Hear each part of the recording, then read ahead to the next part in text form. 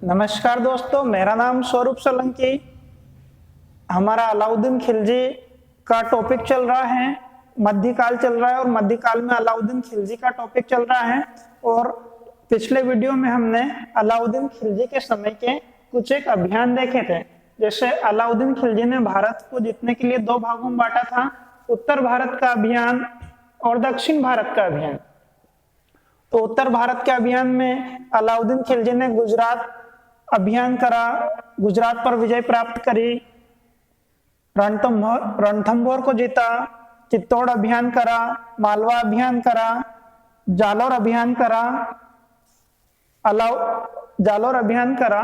और उसके बाद में ये तो उत्तर भारत के अभियान हुए। उसके बाद में उसने दक्षिण भारत में देवगिरी का अभियान करा, वारंगल का अभियान करा, द्वार समुद्र का अभियान करा और पांड्य राज्य का अभियान करा। ये बातें हम पिछले वीडियो में देख चुके हैं, तो मैंने आपको थोड़ा सा उसका रिवीजन करवा दिया। और मैंने आपको बोला था कि मैं नेक्स्ट क्लास में आपको अलाउद्दीन खिलजी के समय के विद्रोह से पढ़ाऊंगा। तो आइए दोस्तों, शुरू करते हैं अलाउद्दीन खिलजी के समय के विद्रोह।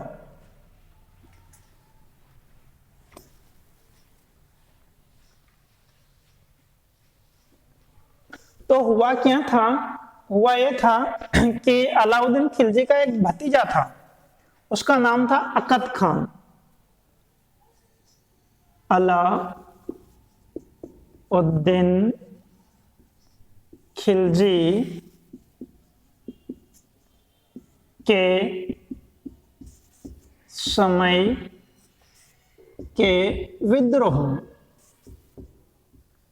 तो अलाउद्दीन खिलजी, इसके समय में मुख्य रूप से दो विद्रोह देखे गए। एक था नंबर 1 अकद खां का विद्रोह, अकद खां का विद्रोह। और दूसरा था हाजी मौला का विद्रोह। दूसरा विद्रोह था हाजी मौला का विद्रोह।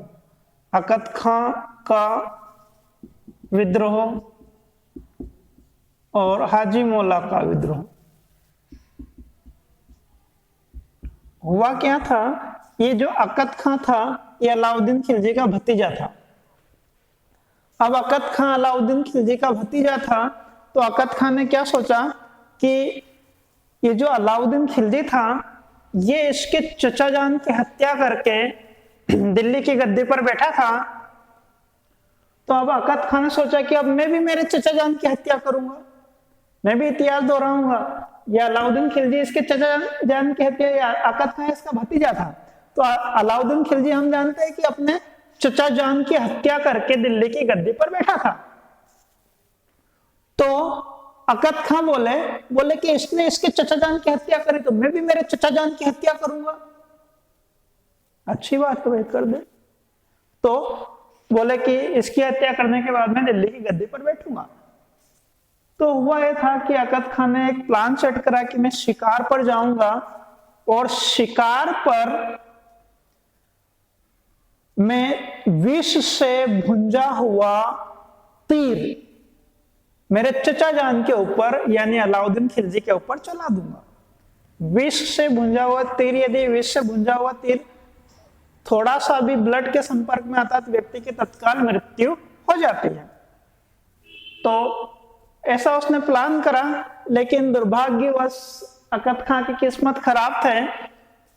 तो क्या हुआ? तो यह हुआ कि बात पता चल गई अलाउद्दीन खिलजी को।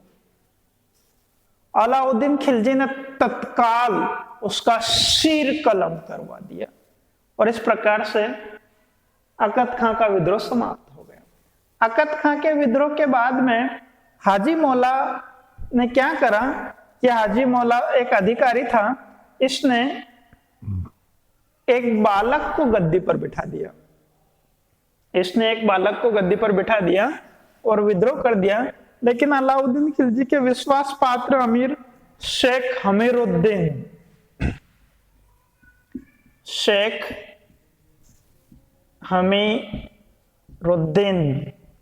इसने इसके विद्रोह का दमन कर दिया। तो ये तो हो गए विद्रोह का दमन, इसके समय के विद्रोह और विद्रोह का दमन। अब अलाउद्दीन खिलजी ने सोचा कि यार आखिर ये मेरे खिलाफ विद्रोह क्यों हो रहे हैं, आखिर इसका कारण क्या है। तो अलाउद्दीन खिलजी ने विद्रोह के कारण जानना चाहा। तो विद्रोह के कारण में 3-4 कारण सामने आए। क्या क्या कारण आए? नंबर 1 कारण आया विद्रोह के कारण कि आखिर विद्रोह क्यों हो रहे हैं। तो विद्रोह के कारण, इसमें 4 कारण सामने आए। 4 कारण में नंबर 1 था अमीरों और हिंदू पदाधिकारियों के पास में अत्यधिक धन। नंबर 1 अत्यधिक धन। ये धन जब अधिक हो जाता है ना तो अच्छा फॉर्म में आ जाता है। तो अमीरों और हिंदू पदाधिकारियों के पास में अत्यधिक धन का होना नंबर 1 कारण चला। दूसरा कारण था सामाजिक मेल मिलाप। सामाजिक मेल मिलाप।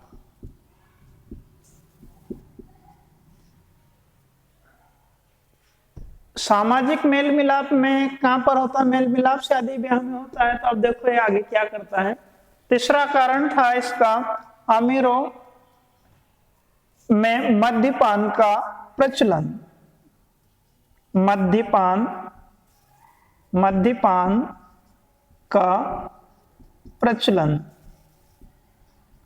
मद्यपान मतलब शराब। इसका कहने का मतलब यह था कि थोड़ी सी व्यक्ति पी लेता है तो पीने के बाद में पहलवान बन जाता है, किसी की नहीं सोचता है, सुनता है। तो फिर यह भी एक कारण माना गया। और चौथा कारण था गुप्तचर व्यवस्था का सुदृढ़ न होना। चौथा कारण था गुप्तचर व्यवस्था का सुदृढ़ न होना। सुदृढ़ न होना। ये 4 कारण देखे गए। विद्रोह के 4 कारण देखे गए। अब क्या हुआ? अब यह हुआ कि अब ये अलाउद्दीन खिलजी था, इसने इन कारणों का निवारण करा। तो इसने बोला कि जो जितने भी अमीर अधिकारी है, पदाधिकारी है, इनको धन की क्या जरूरत।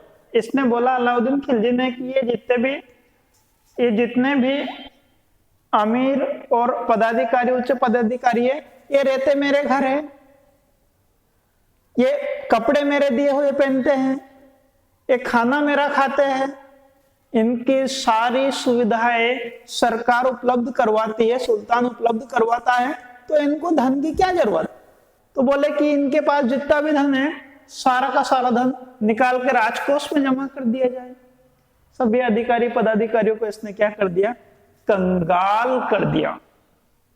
दूसरा कारण का निवारण करा कि सामाजिक मेल मिलाप। तो सामाजिक मेल मिलाप कहाँ होते हैं? ब्याह शादी में सामाजिक मेल मिलाप अधिक होते हैं। तो इसने क्या करा? इसने बोले कि शादी ब्याह में ये इतना हुजूम लगाने की क्या जरूरत। क्या नातेदार रिश्तेदार शादी करते हैं क्या? शादी दूल्हा दुल्हन करते हैं। तो ये इन सबको आने की क्या जरूरत शादी ब्याह में। तो इसने बोला कि एक लड़का, एक लड़की, एक लड़का पक्ष से, एक लड़की पक्ष से और एक शादी करवाने वाला, ऐसा करके 4, 5, 6 व्यक्ति ज्यादा हो सकते हैं। इससे ज्यादा कोई यदि शादी में आए तो उनको हाथी के पैरों के तले कुचलवा दो। अच्छी बात, खर्च भी बच जाएगा। और तीसरा था मद्यपान का प्रचलन। मद्यपान का प्रचलन। तो इसने बोला कि व्यक्ति थोड़ी सी पीकर पहलवान बन जाता है, तो बोला कि पूरे भारत में जहां जहां पर भी इसका अधिकार है अलाउद्दीन खिलजी का, सब दूर शराब बंद करवा दो, पूरी तरह से प्रतिबंधित। चलो ये तो अच्छा काम करा कम से कम। गुप्तचर व्यवस्था का सुदृढ़ ना होना चौथा कारण था। तो इसने क्या करा? इसने इस कारण का निवारण करने के लिए मुन्हैयान नामक एक गुप्तचर विभाग का निर्माण करवाया था। मैं यहाँ पर लिख लेता हूँ, उसका नाम लिख देता हूँ, मुन्हैयान। मुन्हैयान ये इसका गुप्तचर विभाग था। इसने गुप्तचर व्यवस्था को सुदृढ़ करने के लिए निजी गुप्तचर थे, निजी गुप्तचर की नियुक्ति की और उन्हें मुन्हैयान कहा गया। फिर उसके बाद में इसकी इस तानाशाही प्रवृत्ति को देखकर एक व्यक्ति था, दिल्ली शहर का काजी, उसका नाम था मुगीमुद्दीन। क्या नाम था उसका? मुगीमुद्दीन। उसका नाम था मुगीमुद्दीन। इस मुगीमुद्दीन ने सुल्तान से कहा कि सुल्तान, आप जो ये कर रहे हो ना, ये शरीयत के खिलाफ है।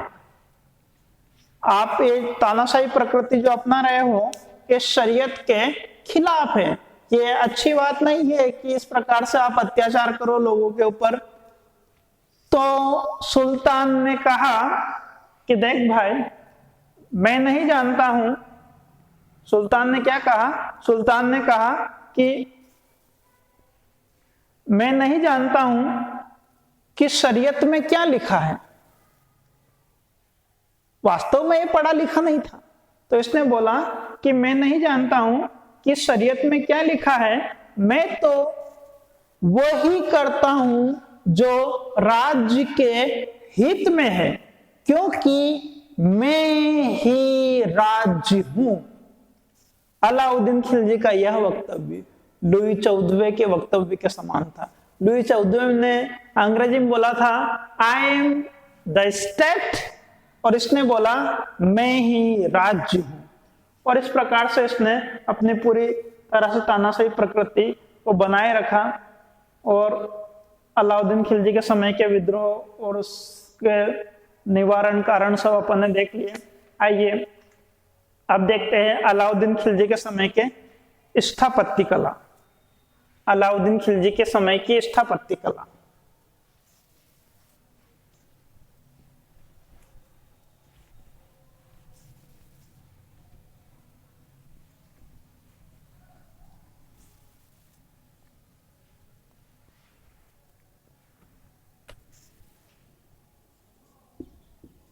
अलाउद्दीन खिलजी के समय की स्थापत्य कला। स्थापत्य कला का मतलब होता है कि निर्माण कार्य। इसने क्या क्या बनवाए, तो इसने क्या क्या बनवाए, यहाँ से आपका क्वेश्चन मैंने बहुत बार परीक्षा में देखा है, आता ही आता है। तो इसने क्या बनवाया? तो इसने मेहरौली में अलाई दरवाजा बनाया। अलाई दरवाजा कहाँ बनाया? मेहरौली। कहाँ पर है ये? दिल्ली में है। इसने अलाई दरवाजा बनाया। फिर उसके बाद में इस अलाई दरवाजे को क्या कहा गया? इसको कौशिक-ए-श्री भी कहा गया। कौशिक, ये दिल्ली में है, इसको कौशिक-ए-श्री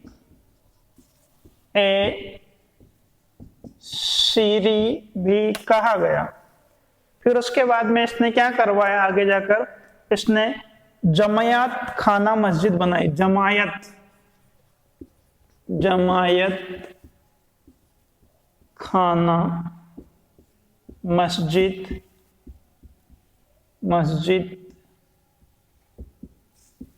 बनवाई। जमायत खाना मस्जिद बनवाई।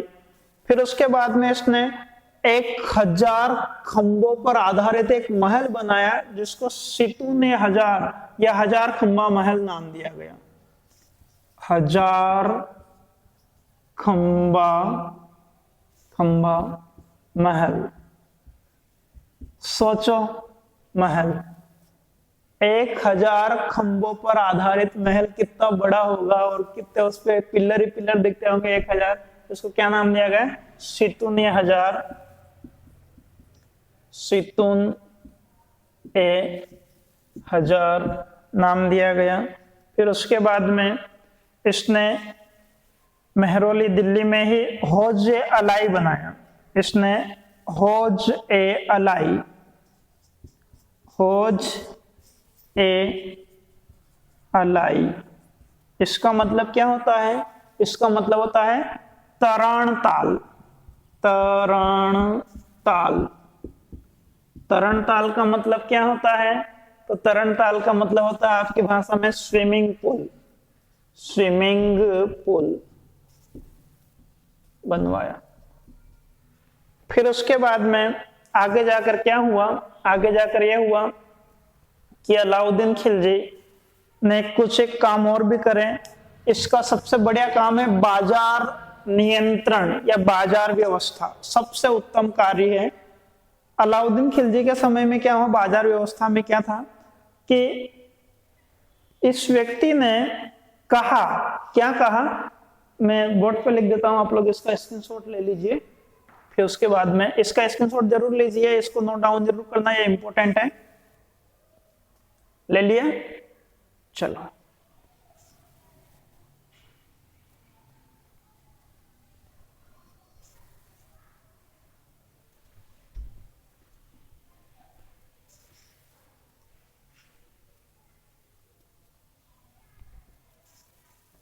अब अलाउद्दीन खिलजी के समय में की बाजार व्यवस्था देखिए।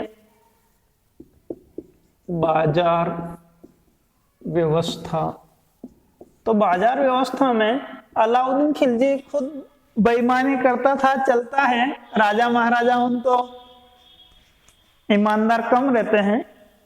तो अलाउद्दीन खिलजी ने बाजार व्यवस्था में क्या करा? इसने आदेश दिया कि यदि कोई मार्केट में, बाजार में कम तोलता है तो क्या किया जाए? उसके शरीर से उतना ही मांस काटकर उसकी भरपाई की जाए। सपोज दैट कि आप गेहूं लेने गए, 5 किलो गेहूं लेने गए और सामने वाले ने गेहूं दे दिया आपको 4.5 किलो, तो फिर क्या होगा? तो फिर यह हुआ कि जो आधा किलो है ना, उस आधा किलो की भरपाई कैसे करेंगे? तो उसके शरीर से मांस निकालेंगे आधा किलो का, उसके शरीर में किसी भी भाग से आधा किलो का मांस निकालेंगे और फिर उसमें डालेंगे। सपोज दैट किसी व्यक्ति ने 50 ग्राम कम तोला, तो 50 ग्राम कम तोला तो 50 ग्राम मांस निकाल के उसकी बराबरी, उसकी भरपाई करेंगे। यदि किसी व्यक्ति ने और ज्यादा कम तोल दिया, तो माना कि 5 किलो कम तोल दिया, तो 2.5 किलो का ये हाथ, 2.5 किलो का ये हाथ काट के उसकी भरपाई करेंगे।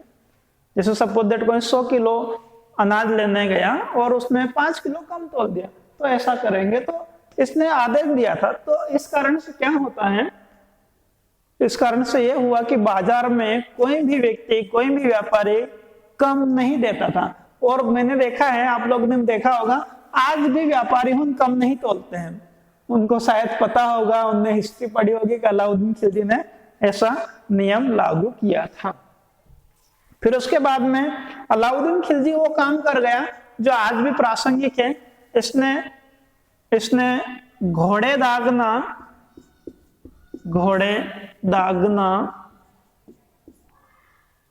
दागने का मतलब यह होता है कि उस समय घोड़े सब एक समान, तो उनकी पीठ पर एक विशेष प्रकार का निशान लगा दिया जाता था, एक विशेष प्रकार का मार्क लगा दिया जाता था, निशान लगा दिया जाता था, जिससे पता चल जाए कि ये घोड़ा इस व्यक्ति का है। उसको कहते हैं घोड़े दागना। जैसे कि कोई व्यक्ति अपने घोड़े पर चांद तारा बना दे, कोई व्यक्ति अपने घोड़े पर त्रिशूल बना दे, कोई व्यक्ति अपने घोड़े पर सर्प बना दे, तो इससे ऐसा पता चल जाता था कि ये घोड़ा किसका है, क्योंकि उस निशान पर, उस सिंबल पर उसका कॉपीराइट होता था कि ये तो मेरा सिंबल है और इस घोड़े पर मेरा निशान लगा हुआ है, इसलिए ये घोड़ा मेरा। आपने देखा होगा आजकल गाड़ियों पे नंबर प्लेट आते हैं, सभी गाड़ियों ने एक जैसी। अब सभी गाड़ियों ने एक जैसी, तो क्या नंबर प्लेट से पता चलता है ना कि ये नंबर अलग अलग। ऐसे उन्होंने ये ऐसे उन्होंने घोड़े दागने का चलन भी शुरू करा था। आज नंबर प्लेट लगाते उस समय ये सब नहीं था, तो ये घोड़ा दागना। फिर दूसरा काम इसने क्या करा जो आज भी प्रासंगिक है, वो है सैनिकों का होलिया लिखना। सैनिकों का होलिया लिखना। आजकल तो डिजिटल युग आ गया है, और उस डिजिटल युग में क्या होता है, उस डिजिटल युग में फोटो खींचते हैं। आप कहीं पर भी जाओगे तो पासपोर्ट साइज का फोटो मांगेंगे, लेकिन उस समय डिजिटल युग नहीं था, तो क्या करा था कि भाई सैनिकों का हुलिया लिख लो। हुलिया लिखने का मतलब क्या कि ये जो सैनिक है इसके चेहरे का रंग कैसा है, इसकी नाक कैसी है, इसके गाल कैसे हैं, इसके बाल कैसे हैं, घुंघराले है कि सीधे हैं, इसकी आंखें का कलर कैसा है, सफेद है कि भूरी है कि नीली है। इस प्रकार से सैनिकों का हुलिया लिखने की प्रथा भी अलाउद्दीन खिलजी ने चलाई।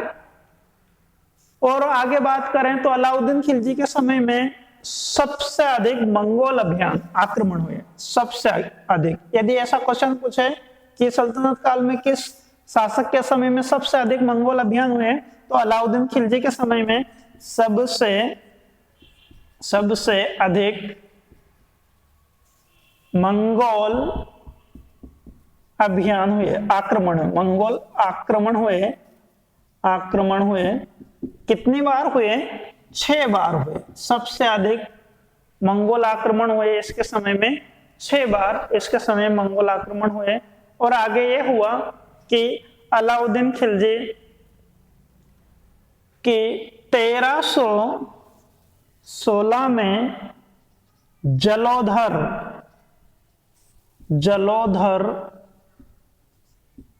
के कारण मृत्यु हो गई। जलोधर क्या होता है? देखिए शब्द है जल और उदर। पेट में पानी भर गया था, तो उस कारण से इसका पेट फूलकर बड़ा हो गया था और इसकी मृत्यु हो गई थी। आप इसका स्क्रीनशॉट लीजिए, फिर उसके बाद में आगे देखते हैं।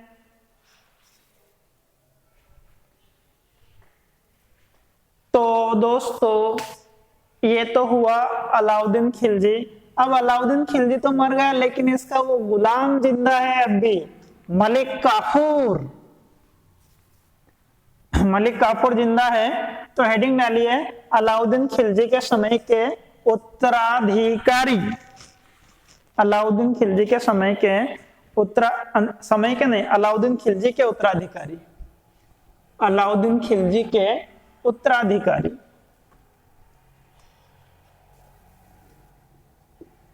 अलाउद्दीन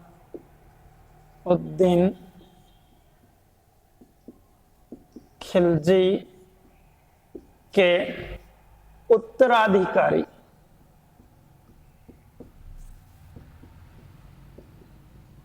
तो अलाउद्दीन खिलजी की मृत्यु के बाद में क्या हुआ?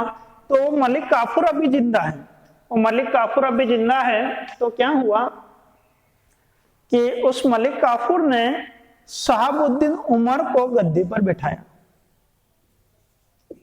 शहाबुद्दीन उमर, इसको गद्दी पर बिठाया मलिक काफूर ने। और शहाबुद्दीन उमर को गद्दी पर बिठाया और मलिक काफूर स्वयं इसका संरक्षक बन गया।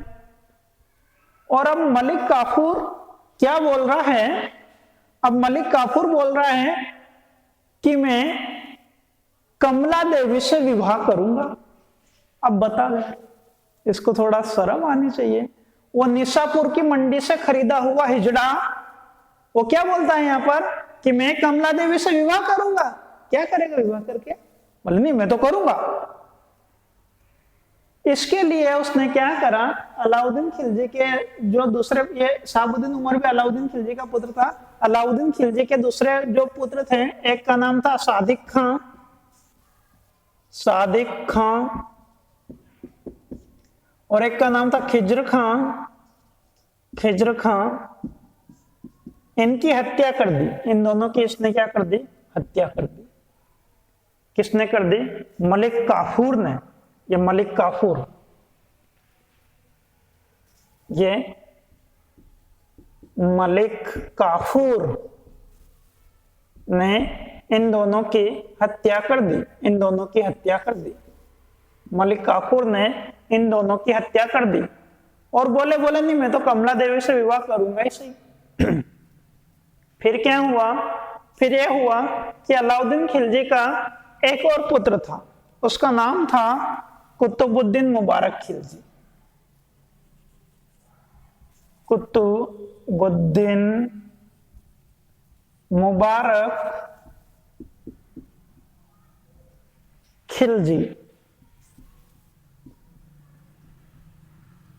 कुतुबुद्दीन मुबारक खिलजी तो क्या करा, ये कुतुबुद्दीन मुबारक खिलजी थोड़ा सा दिमाग से तेज था, थोड़ा सा था, ज्यादा नहीं था, आगे जाकर ये पागलों जैसी भी हरकत करेगा।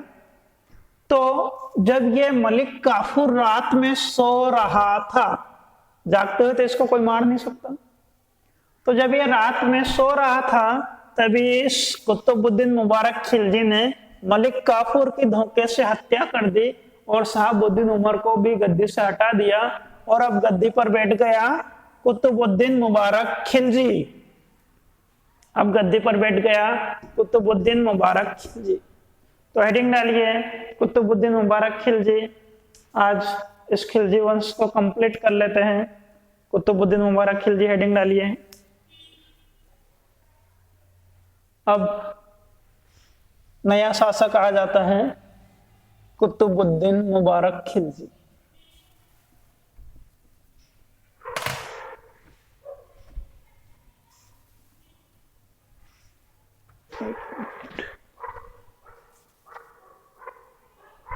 तो देखते हैं कुतुबुद्दीन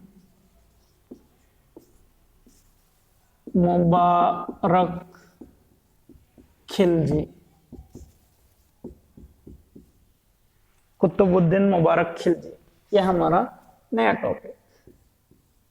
तो ये जो कुतुबुद्दीन मुबारक खिलजी था, यह अत्यधिक बेवकूफ व्यक्ति था। इतिहास में इससे ज्यादा बेवकूफ व्यक्ति नहीं मिला, वर्तमान में भी इसका रिकॉर्ड नहीं टूटा है। ये इतना अधिक बेवकूफ व्यक्ति था।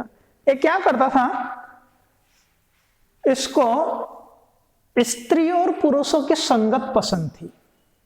इसको नग्न स्त्री पुरुषों की संगत पसंद थी। तो पहले तो मैं थोड़ी सी बात और कर दूं, क्या बात कर लेते अपन, कि इसका एक दास भी था।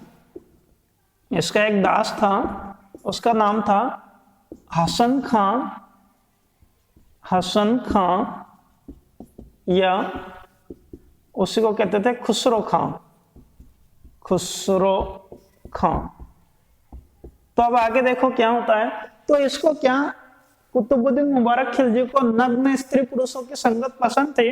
तो ये क्या करता था, ये दरबार में कभी महिलाओं के कपड़े पहनकर आ जाता था और दरबारियों के बीच में दौड़ा करता था। इधर से उधर दौड़ता था, उधर से उधर दौड़ता था, इधर से उधर दौड़ता था, नहीं इधर से उधर दौड़ता था, उधर से इधर दौड़ता था। कभी अर्ध वस्त्र पहनकर आ जाता था राज दरबारियों के बीच में, आधे कपड़े पहनकर आ जाता था, कभी आधे ऊपर के कपड़े पहनता था, कभी आधे नहीं पहनता था। ऐसे अर्ध वस्त्र पहनकर ये दरबार में आ जाता था और दरबारियों के बीच में दौड़ा करता था। इधर से उधर दौड़ता था, नहीं उधर से इधर दौड़ता था। बस इसका काम ये, पहले परेड लगाएगा फिर उसके बाद में जो भी कुछ काम है वो करेगा। अब कोई बोले कि यार राजा साहब ये तो आप ठीक नहीं कर रहे, तो थोड़ी गलत बात है। तो हाथी कंप्लीट बैठा, वो हाथी के पैरों के तले कुचलवा दे। और इस हसन खां या खुसरो खां को बोलता था कि तू मेरे पास बैठ। अब क्या हुआ आगे जाकर, अब एक दिन क्या हुआ फिर, अब आगे जाकर एक दिन ये हुआ कि इसने एक दर्जी को बोला, इसने टेलर को बोला, क्या बोला कि टेलर तुम मेरे ऐसे कपड़े सिल जो अभी तक किसी ने ना पहने हो। तू मेरे ऐसे कपड़े सिल जो अभी तक किसी ने ना पहने हो। अब टेलर आ गया बेचारा टेंशन में कि यार इस बेवकूफ पागल राजा का क्या करूं, ऐसे कपड़े कहां से लाऊं जो अभी तक किसी ने ना पहने हो। तो उसने बोले राजा साहब मुझे 1-2 दिन का समय दो यार, मुझे 1-2 दिन का समय दो, मैं आपके लिए कपड़े कंप्लीट कर दूंगा। बोले 1-2 दिन नहीं, मैं तो 3 दिन का समय देता हूं। पर कपड़े ऐसा होना चाहिए कि जो कभी किसी ने ना पहने हो। टेलर फुल टेंशन में। अब यह हुआ कि टेलर थोड़ा दिमाग वाला व्यक्ति था और उसने बोले ठीक है यार, ऐसे कपड़े कहां से लाऊं, कहां से लाऊं, कहां से लाऊं। तो बोले ठीक है, करते हैं कुछ व्यवस्था। तो टेलर ने एक दिन में ही कपड़े बना दिए। अब बेवकूफ को क्या बेवकूफ बनाना, तो बोले कि राजा, 1 दिन हो गया, 2 दिन हो गए, 3 दिन हो गए, राजा साहब ने बोला कि जाओ टेलर को बुला कर लाओ, कपड़े बनाए नहीं बनाए। तो टेलर ने बोले राजा साहब मैंने कपड़े बहुत बढ़िया बना दिए, और कपड़े की विशेषता यह है कि कपड़े किसी को दिखते नहीं है। आप कपड़े को हाथ लगाओगे तो ऐसा लगेगा कि कपड़े ही नहीं पहने, हाथ में भी नहीं आएंगे वो। ना तो कपड़े किसी को दिखते हैं, ना कपड़े किसी के हाथ में आते हैं। बस कपड़े, बस वो आपको ऐसा लगेगा कि फुल स्ट्रेचेबल, ऐसा लगेगा कि बहुत आराम लगेगा आपको उन कपड़े पहनकर। तो बोले ऐसा क्या, ला जल्दी ला कपड़े, ला जल्दी ला, पहना दे मुझे। अब टेलर कपड़े थाली में हरा कपड़ा रख के ला गया, बोले कि ला दिखा। बोले देखिए। बोले क्या इसमें कपड़े? बोले राजा साहब कपड़े की विशेषता क्या है, कपड़े किसी को दिखते नहीं है। बोले ऐसा है क्या, मैं भूल गया था यार, चल पहना। बोले निकाल दो, सब कपड़े निकाल दो, आपने जितने कपड़े पहने सब निकाल दो, चड्डी बनियान सब निकाल दो, सारे कपड़े निकाल दो। बोले हाँ ठीक है। अब राजा साहब ने सारे कपड़े निकाल दिए। बोले एक ला पहना दे। बोले हाँ राजा साहब इधर वाला पाँव लाओ, इधर वाला लाओ। यार ऐसा लग रहा है कि कुछ पहना ही नहीं, सब अनकंफर्टेबल लग रहा है। बोले राजा साहब गर्मी हो रही ना, गर्मी कितनी पड़ रही, कपड़े की विशेषता है, कपड़े किसी को दिखते नहीं है। बोले ठीक है तो पहना दे। नहीं तो बोले कि आपको नहीं जाना, निकाल दो मेरे कपड़े, आप तो, मैं तो दूसरे किसी को पहना दूं। बोले ले पहना जल्दी पहना, रात दरबार में जाने का टाइम होगा, पहना। तो ऐसे करके उसने उसको सापा वापा बांध दिया, ने कपड़े पहना दिए। अब राजा साहब ऐसा कैसा ही चला गया कहां पर, रात दरबार में दरबारियों के बीच ठन ठन, और इधर से उधर दौड़े, न उधर से उधर दौड़े, इधर से उधर दौड़े, न उधर से इधर दौड़े, इधर से उधर दौड़े, न उधर से उधर दौड़े, और पूछे कैसा लग रहा हूं। वो बोले राजा साहब आज तो कुछ गजब के ही लग रहे हो।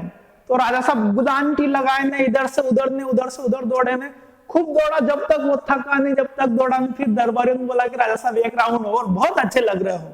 तो फिर दौड़ा, इधर से उधर दौड़ा, उधर से उधर दौड़ा।